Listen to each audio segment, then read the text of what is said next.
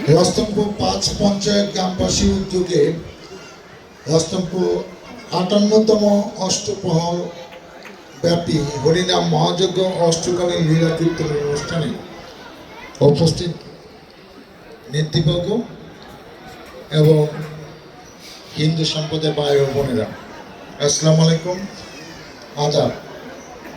আমরা সত্যি খুব আনন্দিত যে এরকম একটি সুন্দর জাঁকজমকপূর্ণ অনুষ্ঠান আপনারা মনোযোগ সহকারে আন্তরিকতার সাথে নিষ্ঠার সাথে উপভোগ করছেন। একজন মানুষকে যখন একজন মানুষ কিংবা গোষ্ঠী দাওয়াত দেয়, তার একটি নৈতিক দায়িত্ব সেটায় অংশগ্রহণ করা, এবং সেই মানুষটা যদি হয় একজন রাজনৈতিক নেতা, এলাকার সাবেক জনপ্রতিনিধি, তখন দায়িত্ব তার অনেক বেশি।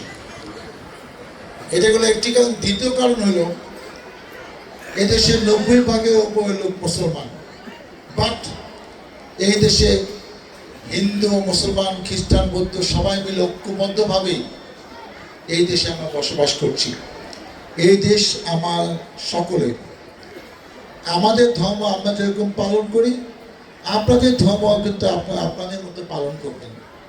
এইটাই আপনাদের প্রত্যাশা, এইটাই আপনাদের চাহিদা। এবং আমরা যেহেতু সংখ্যাগরিষ্ঠ, আমাদের দায়িত্ব আছে আপনারা যেন নির্বিঘ্নে সেটি পালন করতে পারেন। কখনো কখনো কোথাও কোথাও কদাচিৎ কিছুটা ব্যাঘাত ঘটে, কিন্তু সেটা সাময়িক। কিন্তু আপনারা আপনাদের ধর্ম কিন্তু আপনাদের মতোই কিন্তু উদযাপন করছেন। যে দল যখন ক্ষমতায় আছে তারাও আপনাদের এই ব্যাপারে সার্বিক সহযোগিতা করে, এটা আমরা সবাই জানি। আপনাদের ভোটে দুইবার আমি সংসদ সদস্য হয়েছি, 1996 সালে এবং 2001 সালে এই এলাকায় আমি সাবা আসলে এলাকার সংসদ সদস্য ছিলাম। আমার বাবাও 79 সালে এই এলাকার সংসদ সদস্য ছিল। আমার ছোট ভাই 2বার চেয়ারম্যান, একবার ভাইস চেয়ারম্যান ছিল ইয়ারপুরে এবং সাবা এলাকার। আমরা একটা রাজনীতি, হুমায়ুন ভাই আমার বোনের হাজব্যান্ড, উনি এই এলাকার 27 বছর, 1984 থেকে 2011 27 বছর নেতৃত্ব দিয়েছে। আমরা একটা রাজনৈতিক পরিবারের সন্তান।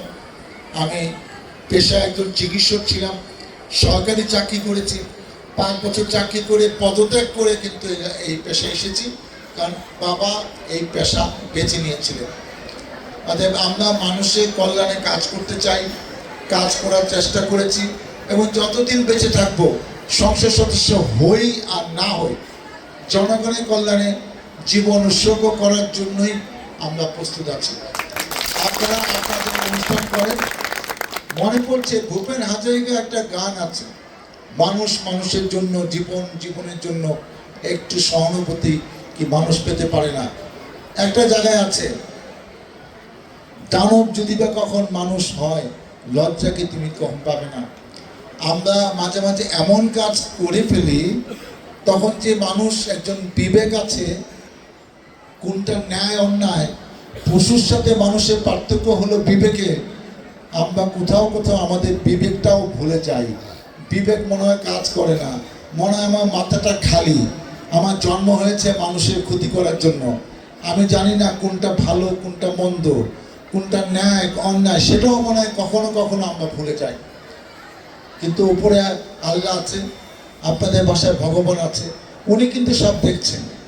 অতএব আমি নেতা হই আর না হই, আমি একজন মানুষের জন্য ভুলে না যাই, আমাদের বিচার কিন্তু ওই যে সৃষ্টিকর্তা কিন্তু করবেন আমি কি করে গেলাম।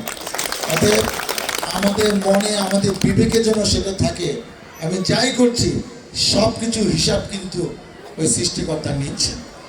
আসুন আমরা মানুষের কল্যাণে, জনগণের কল্যাণে, দল মত নির্বিশেষে, জাতিগোষ্ঠী নির্বিশেষে সবাই দেশকে ভালোবাসি, এবং যার যার ধর্ম আমরা যেন ঐক্যবদ্ধভাবে একজন আরেকজনের ভাই হিসাবে, বোন হিসাবে পাশে থেকে সহযোগিতার হাত বাড়িয়ে দিলে আমরা যেন শান্তিতে যার যার এলাকায় আমরা বসবাস করতে পারি, এটাই আমার প্রত্যাশা।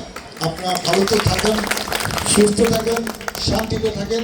আপনাদের অনুষ্ঠান সুন্দরভাবে সবাই মিলে যেভাবে উপভোগ করছেন, সেইভাবে যেন আপনাদের এই 24 প্রহরের অনুষ্ঠান যেন সুন্দরভাবে সমাপ্ত হয় এই প্রত্যাশা ব্যক্ত করে শেষ করছি। আল্লাহ হাফেজ।